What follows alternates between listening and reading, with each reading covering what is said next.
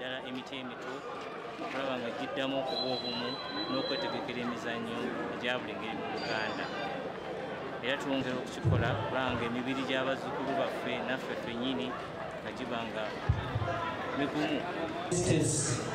Abakubirwawo Mwami Haruna Ssempungu byonna gye muli abatesese ku lwekika kya Kasimba tubebaza nnyo, mwebale nnyo, mwebalire ddala mutaddewo laama era tusuubira nti okuva na leero emizannyo gigenda kweyongera amaanyi mu kika kya Kasimba. Ekiruubirirwa kyaffe tukifunye kubanga twabadde tunoonya ttiimu ey'awamu naye tugenza okuvaawo yo ttiimu nga tugifunye.